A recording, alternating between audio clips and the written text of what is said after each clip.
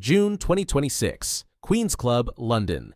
Emma Raducanu is one match away from her first tour-level title in 5 years.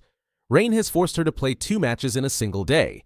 Her body has been breaking down in pieces for 3 seasons straight: wrists, ankle, foot, leg. And yet, here she is, on home soil, in the final. The crowd is chanting her name the way it did back in 2021, back before anyone knew what the next few years would actually cost her. Here's the thing about Emma Raducanu that most casual fans don't fully register. She didn't just win a Grand Slam at 18, she won it as a qualifier. Ranked 150th in the world, having never played a full main draw match at a major before that tournament. Let that sink in for a second. No male or female player in the history of the Open era had ever done that before her. Not one. And she didn't just scrape through either. She won 10 matches in a row, 3 qualifying rounds and 7 main draw matches, without dropping a single set. Not one set. In the entire tournament. So how does an 18-year-old with almost no professional tennis experience walk into the US Open and do something nobody in tennis history had ever managed? And more importantly, why did the years afterward turn into one of the most talked about struggles in modern sport? Stick around, because both answers are more interesting than the headlines ever let on. Emma Raducanu was born on November 13, 2002 in Toronto, Canada. Her father, Ion, anglicized to Ian, grew up in a rundown district of Bucharest called Sector 2, in a tower block where the average monthly wage back then barely covered basic living costs. As a boy, he played tennis whenever he could get access to a court, which in communist-era Romania was not often. Her mother, Renee Zhai, grew up in Shenyang, China, and the two eventually met and settled in Canada before the family relocated to Bromley, southeast London, when Emma was just 2 years old. Both parents worked in finance. Neither had a background in professional sport. What they had instead was a specific kind of drive. The drive of people who understood what limited opportunity actually looks like and who were determined to build something different for their daughter. She started playing tennis at 5 years old, almost by accident, tagging along while her parents took their own lessons at a club in Bromley.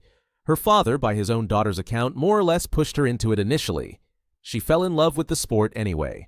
Beyond tennis, her parents encouraged an almost absurd range of other activities: go-karting, horse riding, tap dancing, golf, skiing, motocross, ballet, swimming. Not the profile of a hyper-specialized prodigy being groomed from birth. The profile of a well-rounded kid whose parents wanted her building instincts and body control across a dozen different disciplines, tennis just being the one that eventually took over everything else. She was also, notably, an exceptional student. A grades in mathematics and economics at A-level, attendance at Newstead Wood School, a selective grammar school in Orpington, fluent in English and Mandarin, semi-fluent in Romanian. This is a detail worth sitting with because it explains something about what happened later. This was never a kid who had sacrificed everything else for tennis. She had built an entire alternate life she could have walked into if tennis hadn't worked out, which, as it turns out, mattered more than anyone realized at the time. By 2021, Raducanu was a promising but largely unknown junior talent working her way up the rankings. She received a wild card into Wimbledon that summer and made a run to the 4th round before retiring due to breathing difficulties against Ajla Tomljanovic. Her first real moment of national attention, and also her first taste of exactly how quickly British tennis media could turn a teenager into a headline. Then came the US Open in September. Ranked 150th in the world, Raducanu had to win 3 consecutive qualifying matches just to reach the main draw. She won all 3 in straight sets. That alone should have been the story.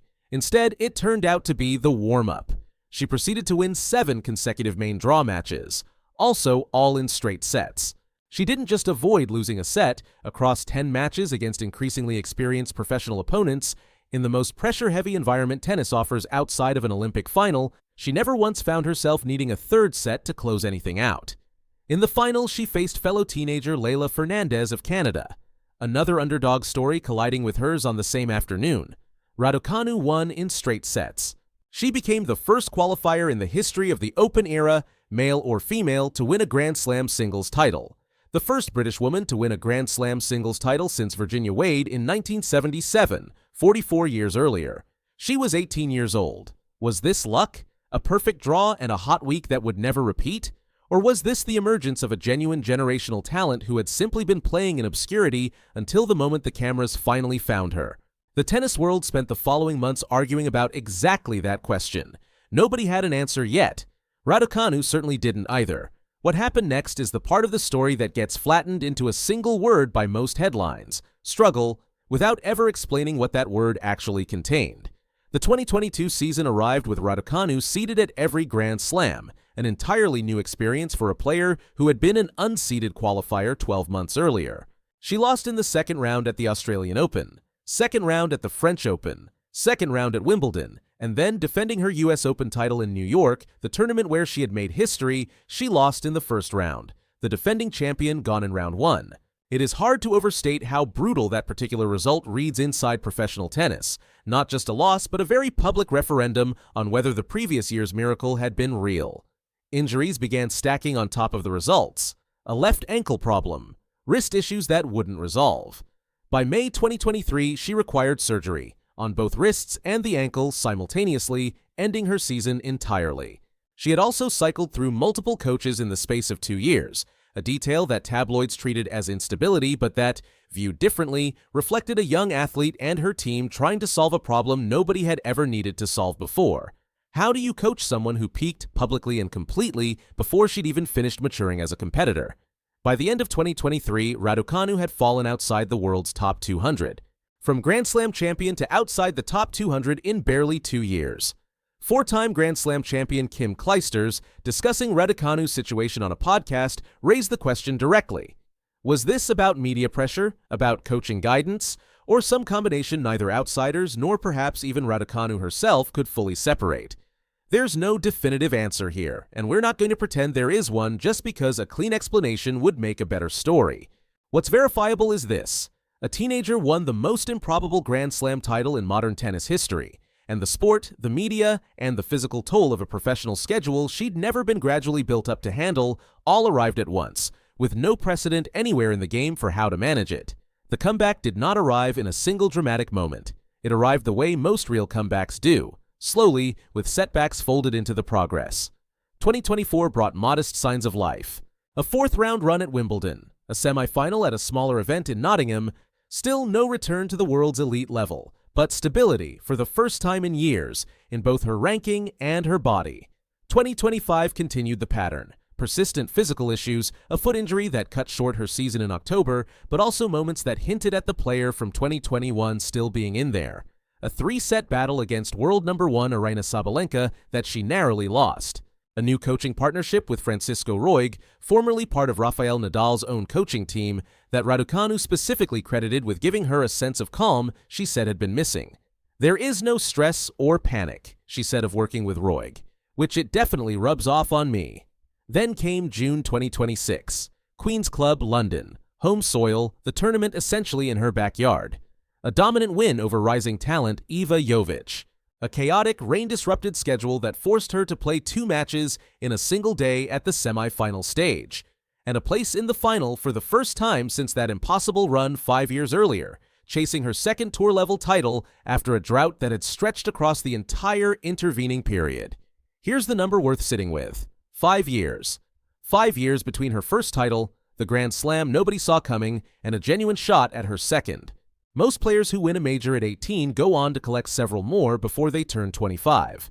Raducanu spent that same window fighting to simply stay healthy enough to compete.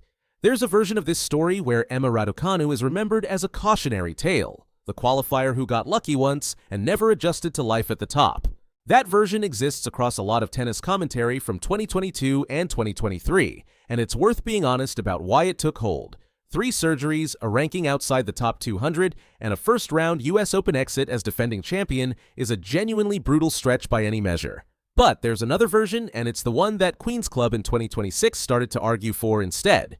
The version where an 18-year-old did something no player in the sport's history had ever done, got hit by every possible physical and psychological consequence of doing it that early and that suddenly, and kept coming back anyway, through 3 surgeries, through multiple coaching changes, through a ranking collapse that would have ended most careers, still chasing the level she touched once as a teenager who nobody outside her own family had heard of 12 months earlier.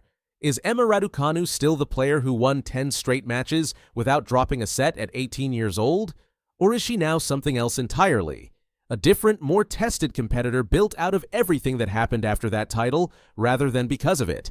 The tennis world is still working that question out in real time. What do you think? Does Raducanu still have a Grand Slam left in her, or was 2021 always going to be the ceiling? Drop your prediction in the comments. I read every single one. And if this story hit you the way it hit me, hit subscribe, because with her back in tour finals,